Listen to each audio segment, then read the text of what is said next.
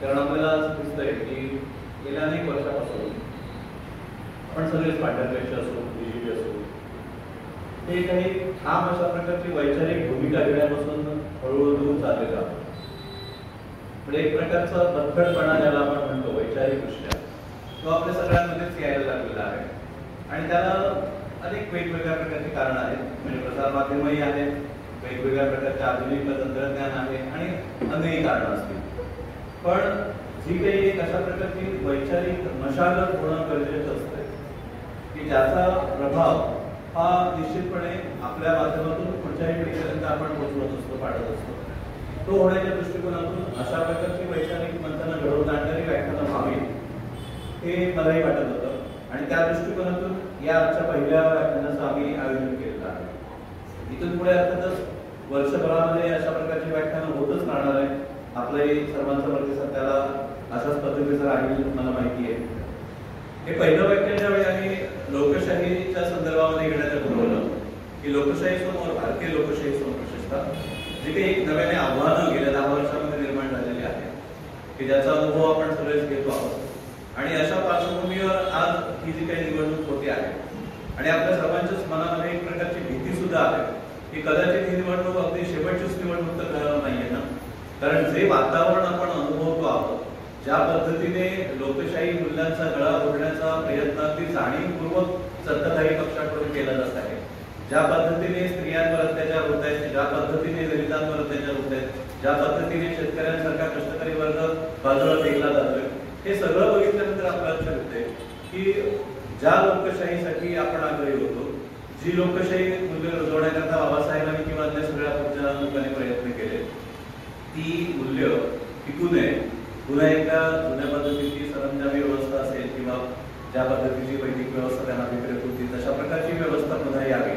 पुन्हा एकदा तशाच प्रकारे स्त्रिया किंवा दलितांवर त्याच पद्धतीने जुन्या पद्धतीने अत्याचार होत राहावे, हे जे काही त्यांना अभिप्रेत आहे आणि त्या पद्धतीचे प्रयत्न आपल्याला दिसत आहेत. म्हणजे मणिपूरचं प्रकरण असेल किंवा मग अशा प्रकारे त्या खेळाडू मुलींवर झालेले अत्याचार असतील, त्या प्रसंगी आपल्या पंतप्रधानांपासून सगळ्या सत्ताधारी पक्षांनी कशा प्रकारे भूमिका घेतली, कशा प्रकारे मौन बाळगलं, हे सुद्धा आपण अनुभवलेलं आहे. आणि हे सगळं बघितल्यानंतर साहजिकच हे प्रश्न उपस्थित होतात, आपल्या मनामध्ये येत राहतं की खरोखरच लोकशाहीमध्ये आपण वावरत आहोत का. 2-3 पिढ्यापूर्वी आपल्या प्रत्येकाचीच काय परिस्थिती होती, शिक्षण नव्हतं, कोणत्याही प्रकारचं अर्थार्जनाची सोय नव्हती किंवा कोणत्याही प्रकारचं स्वातंत्र्य नव्हतं, किंवा ज्याला आपण एक व्यक्ती म्हणून आपल्याला असलेलं एक व्यक्तिमत्व किंवा जो काही एक प्रकारे आपण म्हणतो की एक आत्मसन्मान आपल्याला आज प्राप्त झालेला आहे लोकशाहीनंतर, तो होता का. आणि हे सगळं असल्यामुळेच आपण आज एकत्र येतोय, वेगवेगळ्या पद्धतीने चर्चा करतोय, आपली मतं मांडू शकतोय. पण आज मतं मांडणाऱ्यावर कोणतं स्वतंत्र मत मांडणाऱ्यावर कोणत्या प्रकारची वेळ आलेली आहे, कशा प्रकारे त्याला वावरावं लागते, कशा प्रकारे त्याच्या हत्याही होते, ही आपण अनुभवतो आहोत. आणि कशा पद्धतीने बोलणाऱ्याचा आवाज दाबला जातो, लिहिणाऱ्याने लिहू नये, बोलणाऱ्याने बोलू नये, किंवा कोणत्याही प्रकारे ते जे सांगतील तशाच पद्धतीने आपण खाण्यापिण्यापासून सगळ्या गोष्टी केल्या पाहिजेत.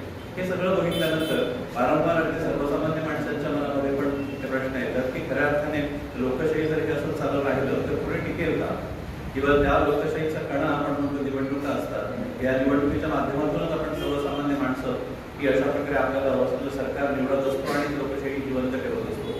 ती निवडणूक मी सुरुवातीला म्हटलं तसं अखेर तर ठरणार नाहीये ना, कारण तशाच पद्धतीचे सगळे प्रयत्न झालेले आहेत. तशाच पद्धतीने हे सगळं दिसतंय की एक पक्ष अस्तित्वात राहावा, प्रादेशिक प्रश्न नष्ट करण्याच्या दृष्टिकोनातून पावलं उचलली गेलेली आहेत, किंवा अन्य पद्धतीने आपण बघतोय की सगळे पक्ष हळूहळू संपवण्याचाच प्रयत्न चालतोय.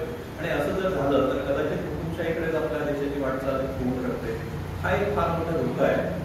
आणि अशा परिस्थितीमध्ये मला असं वाटतं, नेहमीच असं वाटतं की आपण जे बुद्धिजीवी लोक आहोत, भांडरपेशा लोक आहोत, तर आपली जबाबदारी फार मोठी ठरत असते की कुठेतरी आपण या सगळ्याच्या बाबतीमध्ये इतके उदासीन बनत चाललेलो आहोत. एका अर्थाने आपल्याला आपण म्हणतो ना की त्याला अॅनेस्थेशिया दिला गेला आणि आपण सगळे बधीर होऊन गेलो, तर तशा अर्थाने वैचारिकदृष्ट्या किंवा विचार करण्याच्या दृष्टिकोनातून आपण बधीर झालेलो आहोत. आणि म्हणून मला असं वाटतं की कुठेतरी हे चेतवणं गरजेचं आहे. ही जी व्याख्यानं आहेत ते सुनील तांबेंचा एक निर्भीड पत्रकार की जो आपण बघतो की बोलणाऱ्या मोजके किंवा स्वतंत्रपणे मतं मांडणाऱ्या काही मोजक्याच देशातल्या काही मोजक्याच पत्रकारांपैकी एक आहे, तर त्यांना इथे आणण्याचं आणि अशा पद्धतीने एक प्रकारची लस आपल्यामध्ये टोचण्याचं कारण हेच होतं आमचं. आणि म्हणून मला असं वाटतं की अशाच पद्धतीने आपण बोलत राहायला पाहिजे किंवा जे विचार आपल्या मनामध्ये आहेत ते निर्भीडपणे मांडत राहायला पाहिजे. हेच आजच्या काळात सध्याचं प्रयोजन होतं. आणि या अर्थाने या अनुषंगाने आपण थोडे विचार करूया आणि येणाऱ्या निवडणुकीला सामोरं जाऊया असं मी तुम्हाला आवाहन करतो. आपल्याला माहिती आहे की आपल्याकडची जी परंपरा होती मगासपासून बॅरिस्टर नाथपाईंचं असेल, दंडवतेंचा वगैरे उल्लेख इथे झाला. मला आठवतं की जेव्हा मी आयुष्यात माझं पहिलं मतदान केलं 23 वर्षाचं असताना कॉलेजात असताना, नेमकं त्याच वर्षी दुर्दैवाने दंडवतेंचा पराभव झालेला होता. आणि तिथून पुढे प्रत्येक वेळ असं केलं की ज्याला म्हणून मी मत घालत होतो तो माणूस पडतच होता.